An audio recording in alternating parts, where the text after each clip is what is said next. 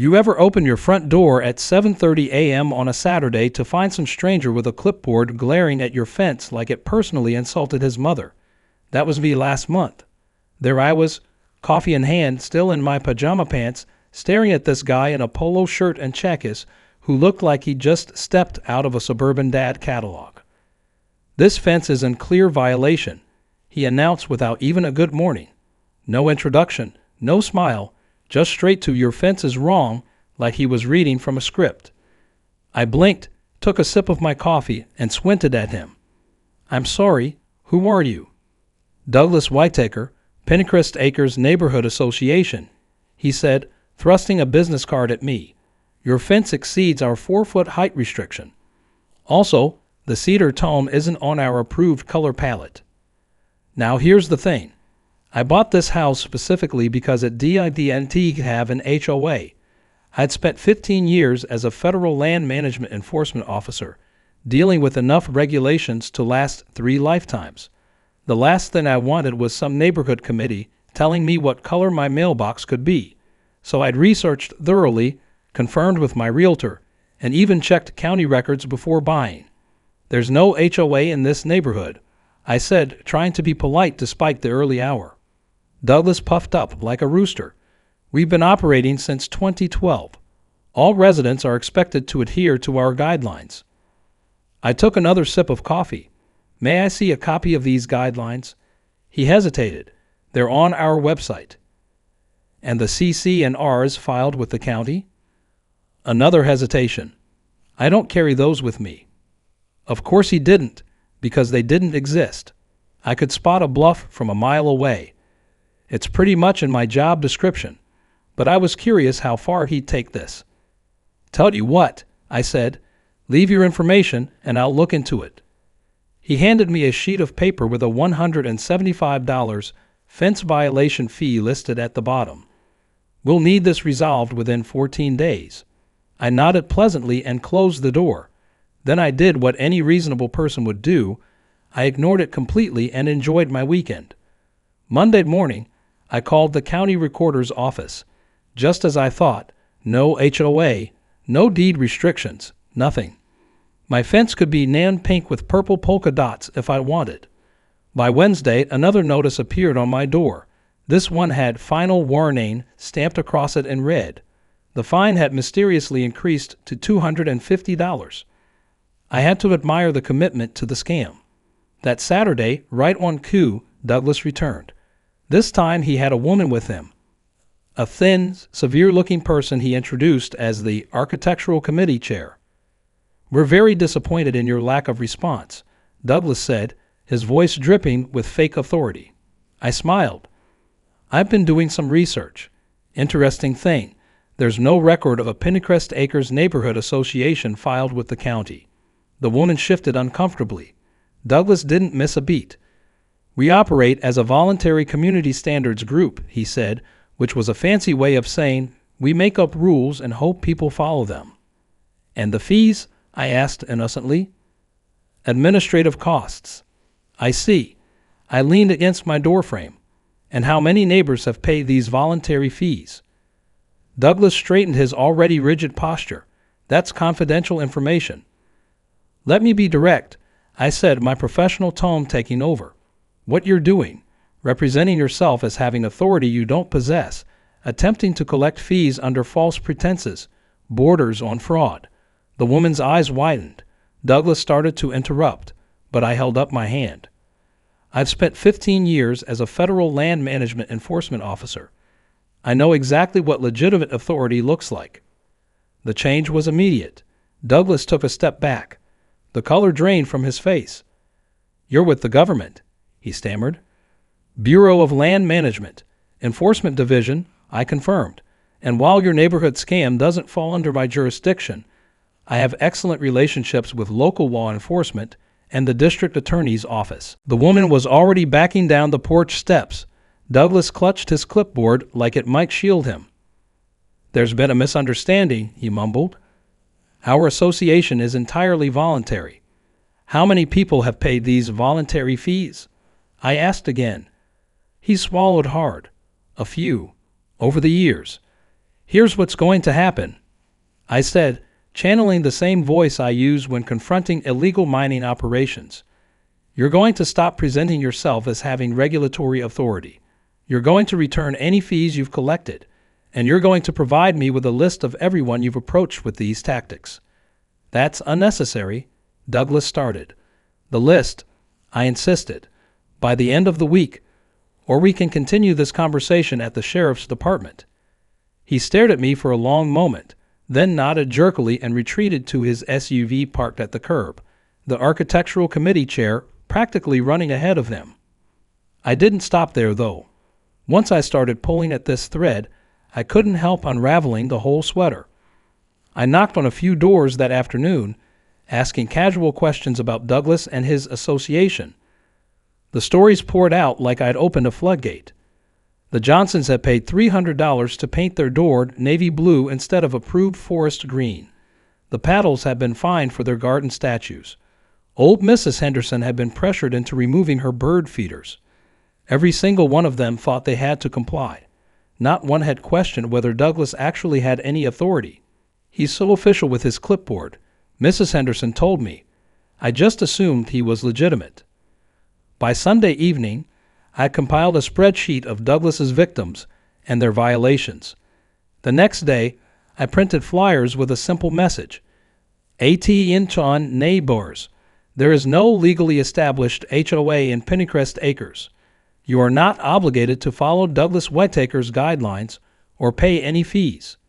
I distributed them to every house in the neighborhood, setting off what my neighbor Tom later called the Great Pennycrest Rebellion. Within days, changes swept through the neighborhood like a colorful tsunami. The Garcias painted their shutters bright turquoise. The Palmers installed a fountain. 3 houses put up basketball hoops. It was like watching an entire community exhale at once.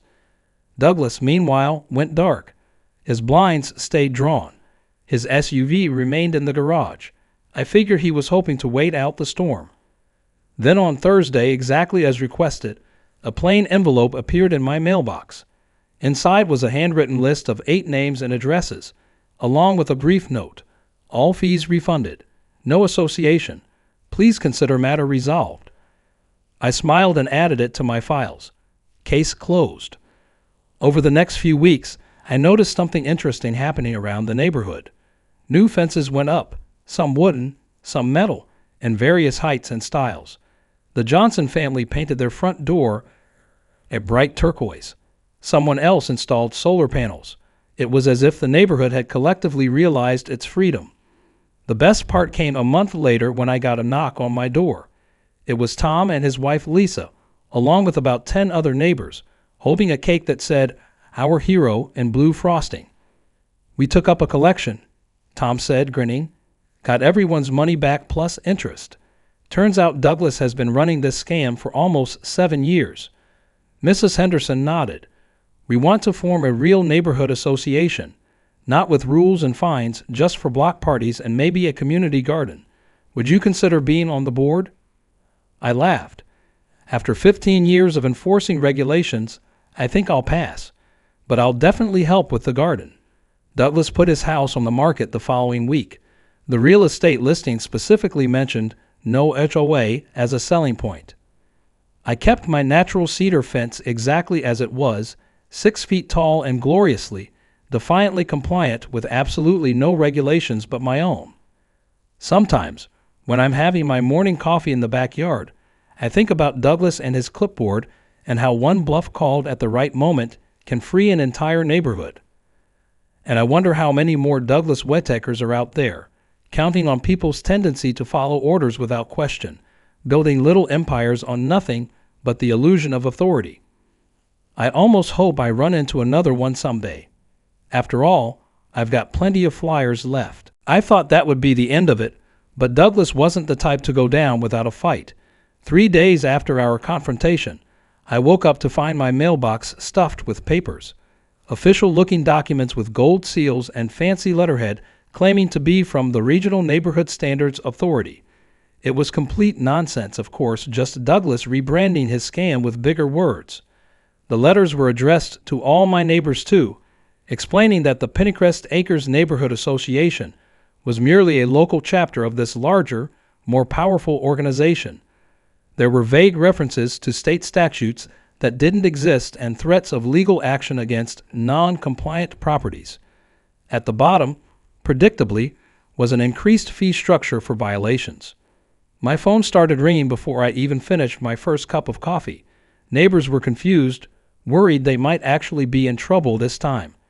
Mrs. Henderson was practically in tears, thinking she might lose her house over her bird feeders. "Don't worry," I told everyone who called. "This is just Douglas doubling down. There's no such thing as a regional neighborhood standards authority." But people were scared, and that made me angry. This wasn't just about a fence anymore. Douglas was deliberately intimidating elderly residents and families who couldn't afford lawyers. I decided to take off the kid gloves. That afternoon, I made 2 phone calls. The first was to my old colleague at the district attorney's office, explaining the situation and sending over scans of Douglas's latest official documents. The second was to a buddy who worked at the local newspaper. Both were immediately interested. Then I did something that would change the neighborhood forever. I set up a folding table at the end of my driveway with a sign that said Neighborhood Information Station, and I waited. People trickled over all afternoon. I showed them county records proving no HOA existed. I explained how to verify legitimate authorities. I handed out copies of relevant laws protecting homeowners. Most importantly, I collected statements from everyone who'd ever paid Douglas a dime. By sunset, I had documented over $15,000 in fraudulent fees collected over 7 years. That night, I got a text from Douglas. "This has gone too far. We need to talk." I didn't respond. I was done talking. The next morning, a county investigator knocked on Douglas's door. The morning after that, there was a small but significant article in the local paper about neighborhood scam artist facing charges. 2 days later, Douglas was formally charged with fraud, impersonating an authority figure, and extortion. When they took his computer as evidence, they found something none of us expected: templates for fake HOA documents for 12 different neighborhoods across the county. Douglas hadn't just been scamming our neighborhood. He built an entire fake HOA empire. The best part?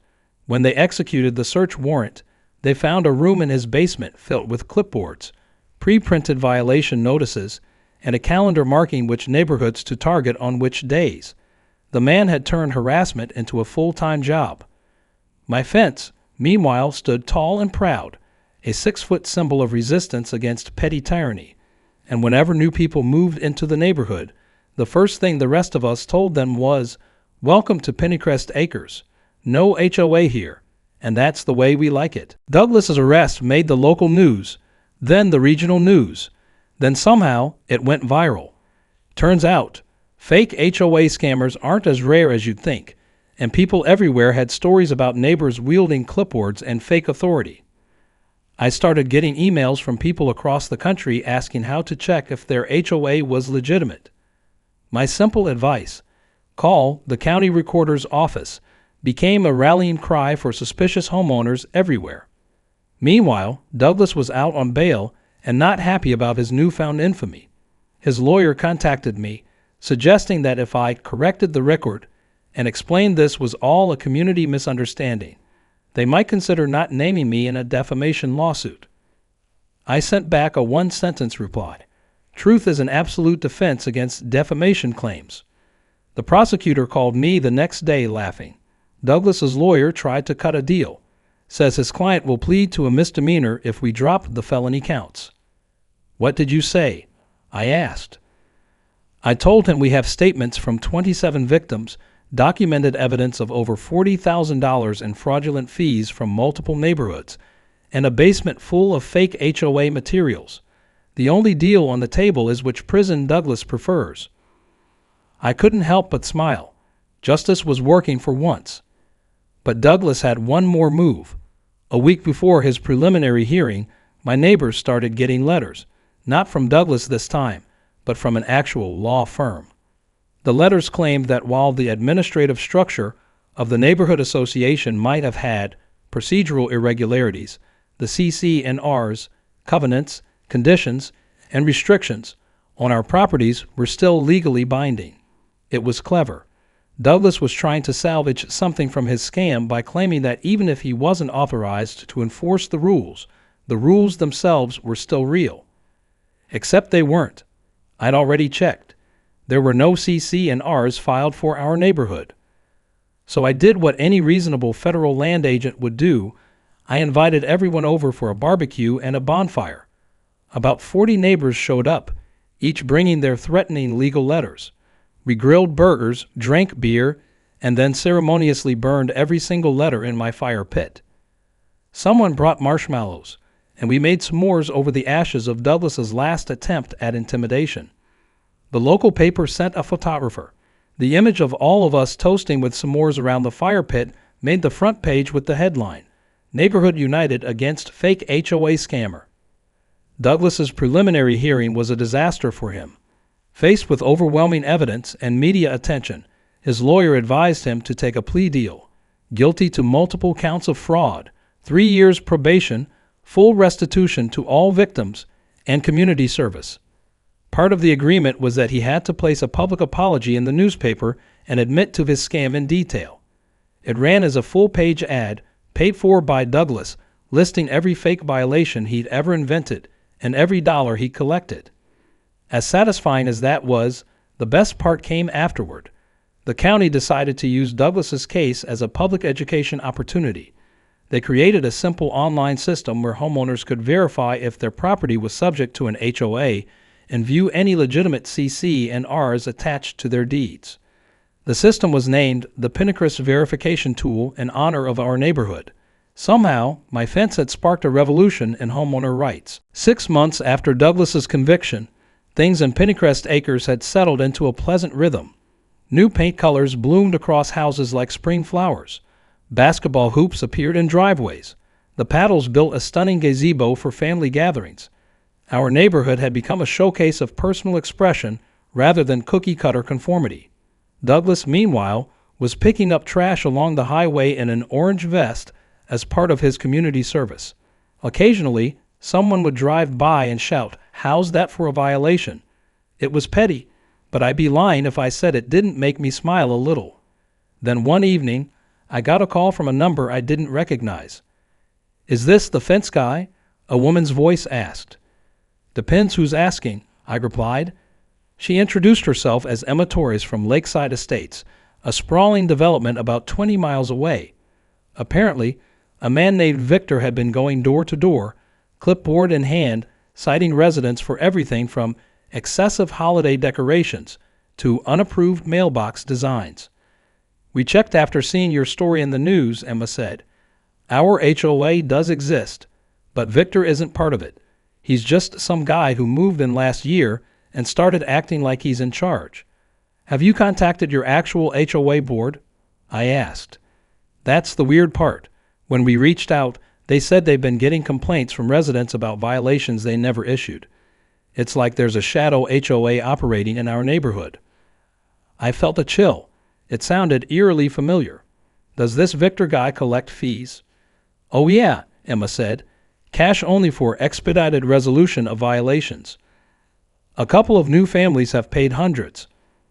I asked for a description of Victor. Tall, graying hair, always wearing a polo shirt with some kind of logo. It couldn't be Douglas. He was still on probation, but it sure sounded like someone using his playbook. "Would you be willing to talk to some of your neighbors about this? Maybe compare experiences?" I asked. Emma didn't just agree. She invited me to their neighborhood watch meeting the following week. I wasn't sure what I'd be walking into, but curiosity got the better of me. The meeting was held in Emma's garage with folding chairs arranged in a semicircle. About 15 residents showed up, ranging from young families to retirees. They all had Victor stories, and when they showed me his violation notices, my suspicions were confirmed. They were near identical to Douglas's, right down to the font. "Do you think they're working together?" Emma asked after I explained the similarities. "I don't know," I said honestly, "but I think we need to find out." We worked out a simple plan. The next time Victor made his rounds, someone would call Emma, who would call me. I'd happen to be visiting when he showed up. It only took 3 days. I was having coffee with Emma when her phone lit up with a text. Victor at the Johnsons now, heading to Maple Street next. We casually strolled toward Maple Street, coffee cups in hand, looking like neighbors out for a morning chat. And there he was, clipboard, polo shirt with an embroidered LEC logo, presumably for Lakeside Estates Committee, and a stern expression as he examined someone's wind chimes. I watched his routine from a distance. He'd make notes, take pictures with his phone, then approach the door with practiced authority. The homeowners would listen, nod nervously, and sometimes argue, but mostly just look confused and worried. It was like watching Douglas's ghost. As Victor left the third house and headed toward the fourth, Emma and I positioned ourselves on the sidewalk directly in his path. He glanced up from his clipboard, annoyed at the interruption. "Good morning," I said pleasantly.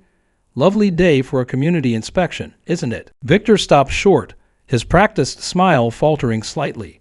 "Can I help you?" "Actually," I said, "we were hoping to help you.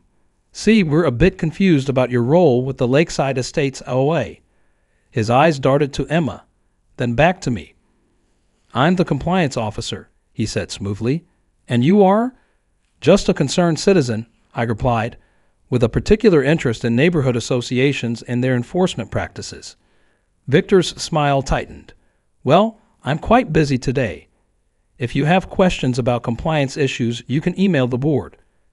He tried to step around us, but I casually shifted to block his path. "That's the interesting thing," I continued. "I spoke with the actual HOA board president yesterday, fellow named Jim Barton. He seemed very surprised to learn about a compliance officer he never appointed." The color drained from Victor's face. Emma, right on cue, pulled out her phone.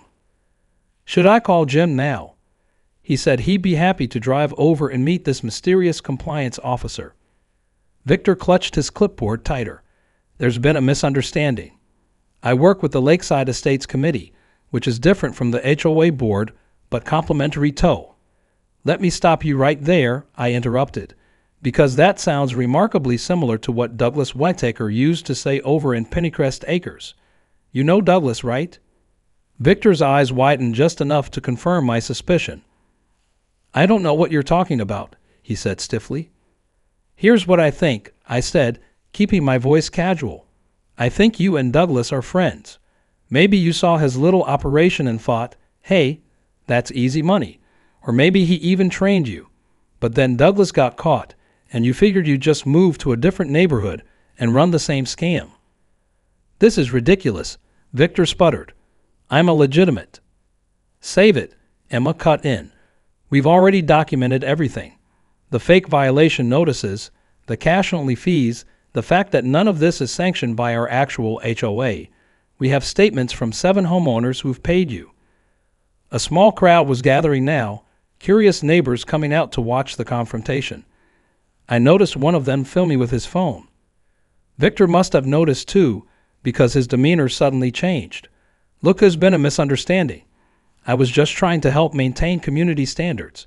If I overstepped by impersonating an HOA official and collecting fraudulent fees," I asked. "I never claimed to be," he started. I held up my phone, showing a photo of one of his violation notices Emma had sent me. At the bottom was his signature, Victor Mercer, Lakeside Estates HOA Compliance Division. "You want to try that again?" I asked. Victor looked at the growing crowd, then at Emma, then at me. For a moment, I thought he might try to run. Instead, he deflated. "How did you figure it out?" he asked quietly. "The font," I said.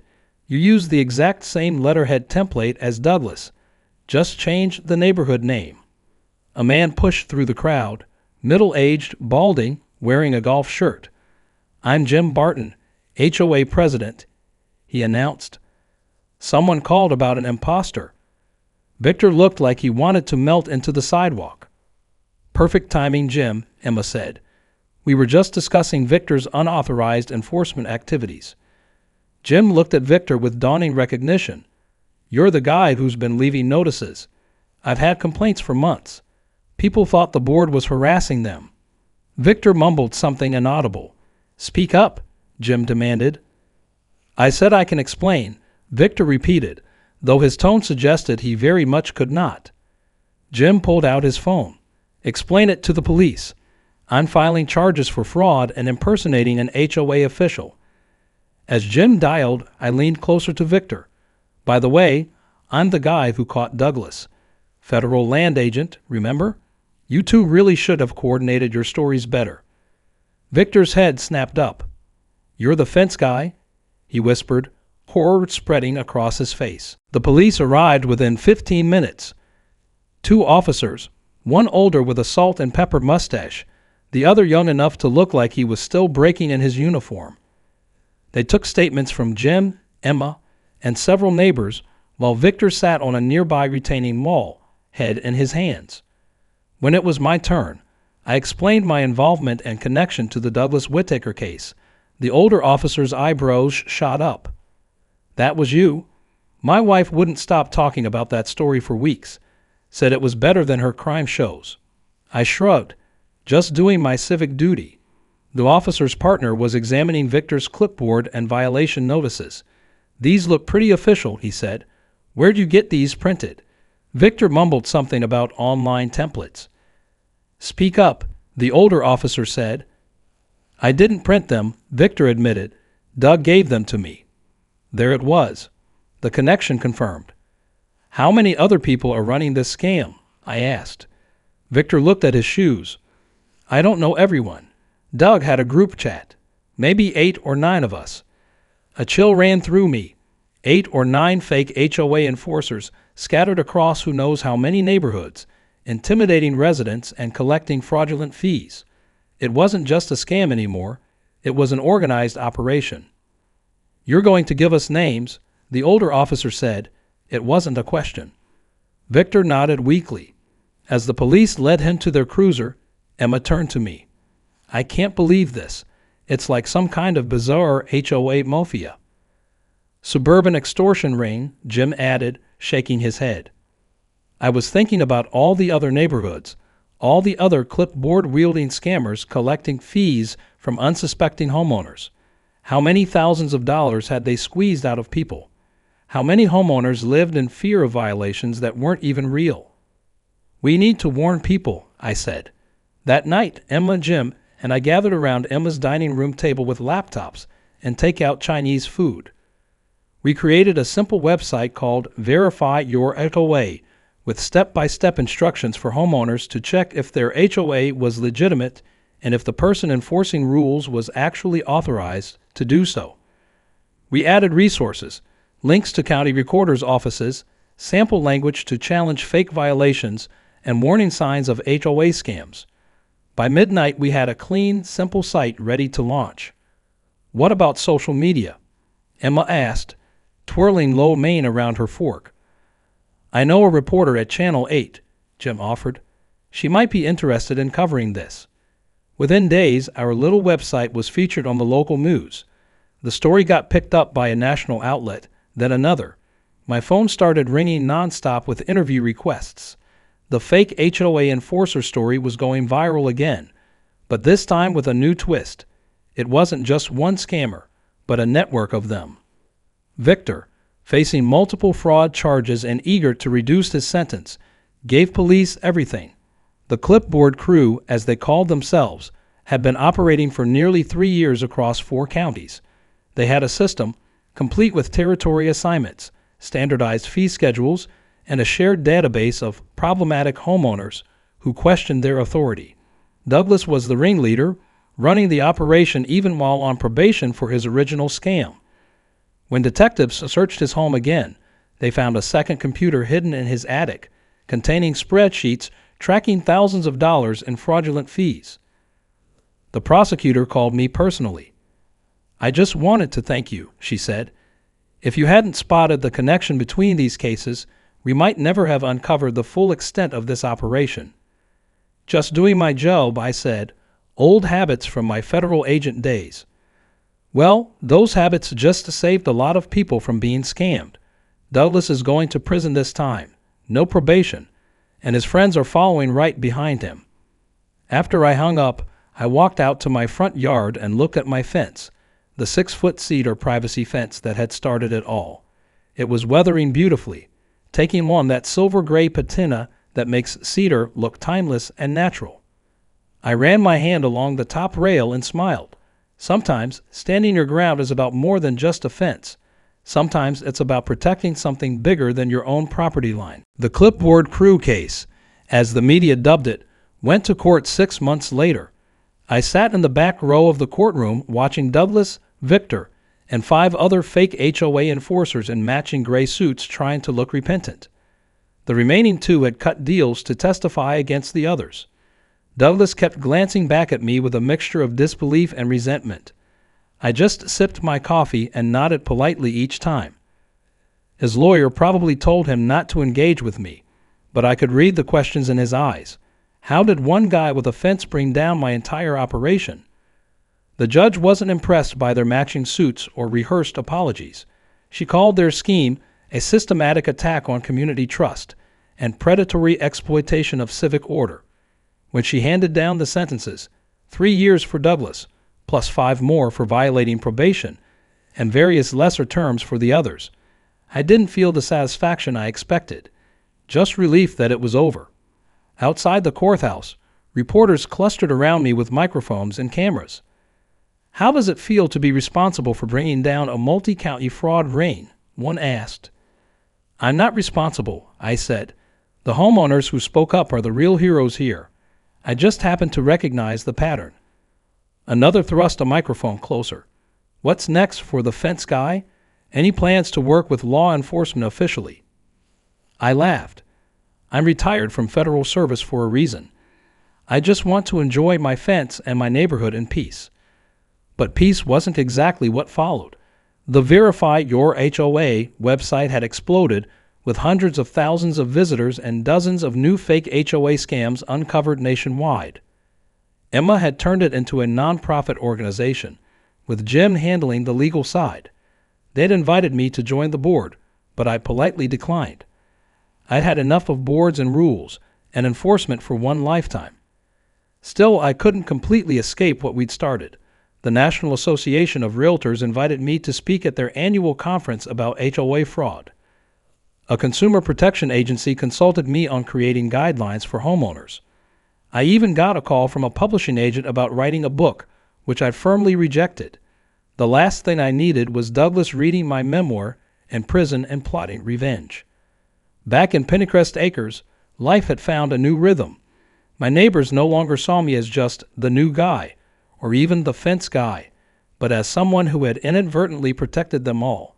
It was nice, if occasionally awkward, when people asked me to inspect their property for potential violations, as if I had any interest in doing that.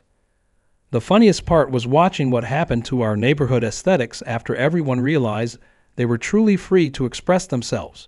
Most changes were modest. A bright door here, a garden sculpture there. But Mr. Reynolds, a quiet accountant who had dutifully followed every fake rule Douglas ever invented, went spectacularly rogue. It started with purple shutters. Then came the tiki torches lining his driveway. By summer, he had transformed his front yard into a miniature golf course, complete with a windmill and a sign that read, "No HOA Par 3." Kids loved it. Former Douglas loyalists were horrified. I thought it was hilarious. "Do you think I've gone too far?" Mr. Reynolds asked me one evening as I walked past. I watched a 7-year-old successfully putt a ball through the windmill while her parents cheered.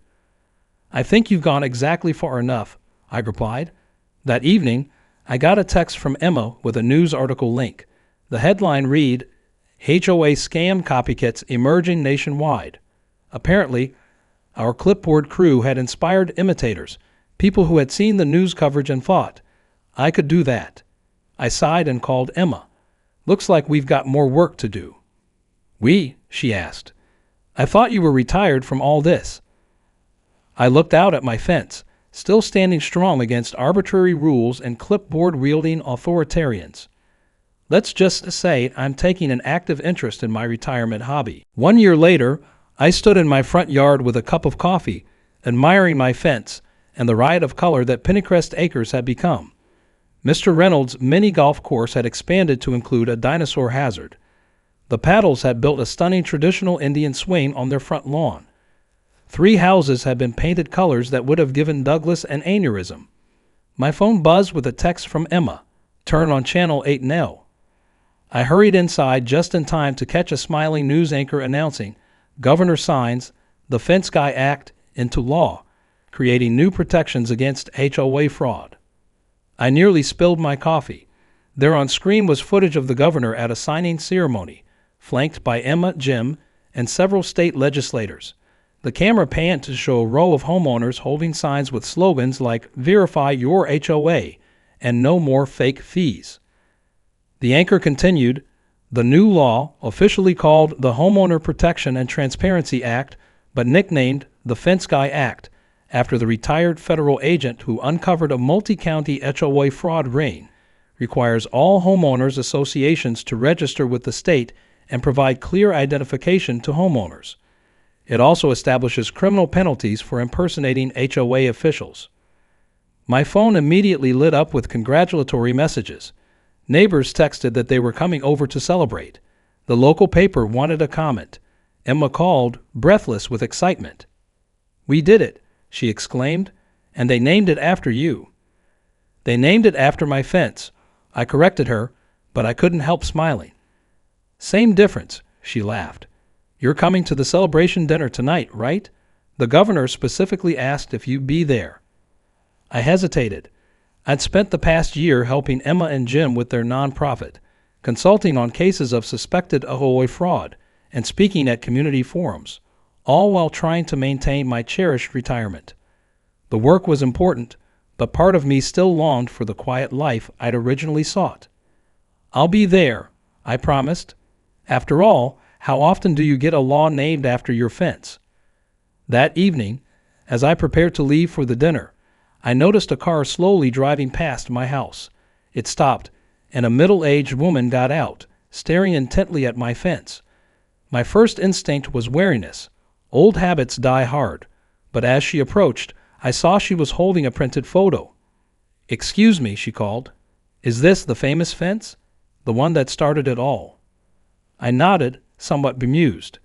She smiled and held up the photo. I brought my fence for you to see.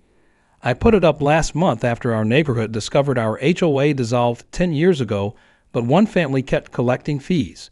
Your story inspired me. The photo showed a beautiful redwood fence, similar to mine, but with a unique lattice top. It's perfect, I told her honestly. Her smile widened. It's more than a fence to me. It's freedom. As she left, I looked around at my neighborhood, at the mini golf course, the bright front doors, the garden sculptures no clipboard wielder would ever have approved. What had started as a simple boundary marker had become something much more significant. I locked my front door and headed to the governor's dinner, thinking about all the fences going up across the state, not as barriers, but as declarations of independence from petty tyranny. My phone buzzed with a news alert. Douglas Whittaker denied parole, will serve full sentence. I smiled. Justice, like a good fence, sometimes takes time to build but stands strong once established. Later that night, after speeches and handshakes and more attention than I'd ever wanted, I returned home to find a small package on my porch. Inside was a miniature cedar fence mounted on a plank with an inscription. To the fence guy, sometimes the best boundaries are the ones that bring people together. Your grateful neighbors. I placed it on my mantel, next to my old federal agent badge and a framed copy of the new law. 3 very different symbols of authority. One official, one personal, and one communal, all standing as reminders that real power doesn't come from clipboards or threats or fake violation notices. It comes from standing your ground when it matters and knowing which boundaries are worth defending.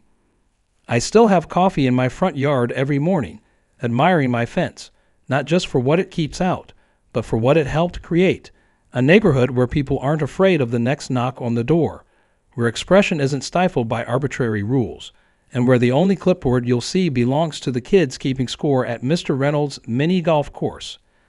And if you ever find yourself doubting whether your HOA is legitimate or if that violation notice is real, remember, check the county records. Verify the authority, and if all else fails, look for the font. Some scammers never learn to change their templates. As for me, I'm enjoying my retirement at last, with just the occasional consultation on HOA fraud cases.